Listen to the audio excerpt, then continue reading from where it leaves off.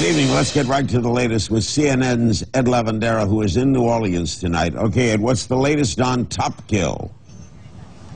Well, the top kill process is continuing. BP executives say it'll take about another 24 to 48 hours to really determine whether or not they will be successful in killing this well. But it's been a rather interesting day on that front, and a lot of confusion as to exactly what was happening. A lot of high-ranking officials kind of left everyone with the impression today that drilling mud was continuing to be piped into the oil well. And as if you've been noticing these live pictures from below the surface of the water in the Gulf of Mexico, the color of what's been coming out of those pipes has changed dramatically, much more brown. What we're being told now is that a lot of that is the drilling mud that had been being sent in there, now coming back up. But they had suspended pumping mud into the oil well, even though other people were saying that it was continuing to happen. Some high-ranking officials, BP executives say that that was always part of the plan, that they needed to stop and take some pressure tests and do some analysis to make sure everything was working correctly. But a BP executive late tonight also told CNN's John King that they need to do a better job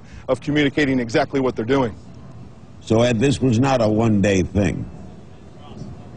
No, it's going to take a while, and it's a very difficult process, Larry. And as you've heard us mention time and time again, this is really a very intense moment. So that's why a lot of the cautiousness. But we're looking at probably another 24 to 48 hours before we know for sure.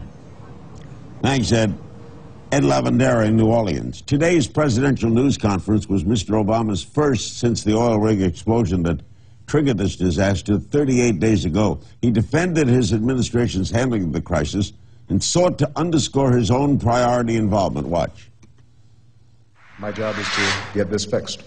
And in case anybody wonders, in any of your reporting, in case you're wondering who's responsible, I take responsibility.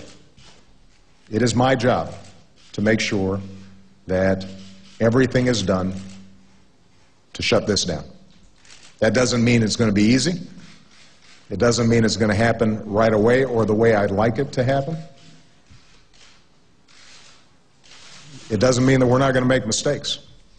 But there shouldn't be any confusion here. The federal government is fully engaged. Let's go to Ed Henry, our CNN senior White House correspondent, also on the scene in New Orleans. How much pressure is the White House feeling on this? Larry, intense pressure. In fact, I'm told that over the last 24 to 48 hours, people inside the White House have gotten very nervous about rumblings they're hearing from Democrats on Capitol Hill that if this latest procedure doesn't work, there's really going to be a groundswell of criticism from fellow Democrats saying the president should have been much more hands-on earlier and that the government's going to have to take on a much larger role. I think that's in part why the president was so aggressive in that sound you played to say, look, I take responsibility. We're all over this. Now, never mind that that's a bit of a contradiction from just a few days ago when White House aides were insisting to us again and again that the government was not in control, that BP was in control and the government was just the overseer. But I think the bottom line is right now the White House is not looking for consistency necessarily. They're looking to project an image of command and control, that the commander-in-chief is now in control of this, regardless of BP's financial responsibility. And that's why the president is coming back to this region tomorrow for a second time. They realize that this has become a huge political liability, and he's got to get ahead of it finally, Larry. And Ed, you're there a day ahead of him. What's expected tomorrow?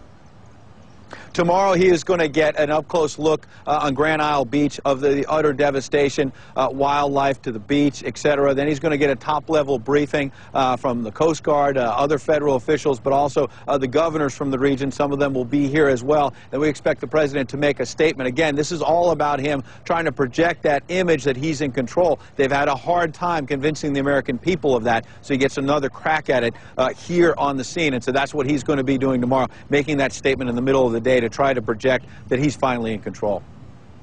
That was Ed Henry. Let's stay in New Orleans and go to Rob Marciano, CNN news and weather anchor. He's been out on the Gulf, experienced the mess firsthand. Anything getting better?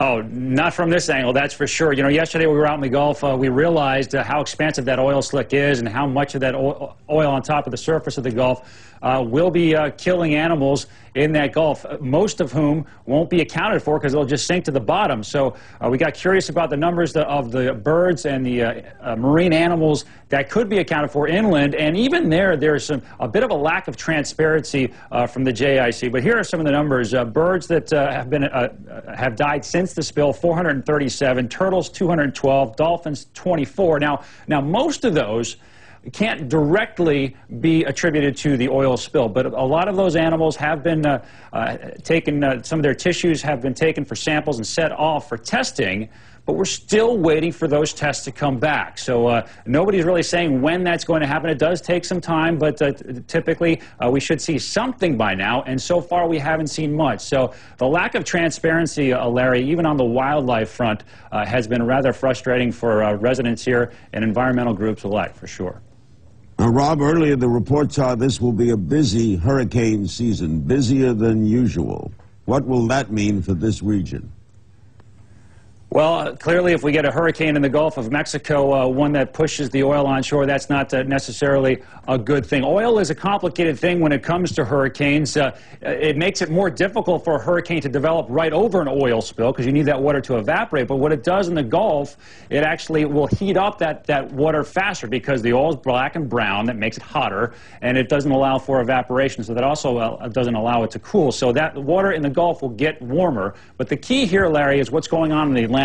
Water temperatures in the Atlantic right now are warmer than they've ever been. So that's one of the key reasons why we think there's going to be a very, very active hurricane season. Could be on par with 2005. Don't necessarily want to say that, but that could be facts. And the folks here across southeast Louisiana know too well what happened in 2005. They don't need another hurricane, Katrina, certainly not with all that oil out there in the Gulf.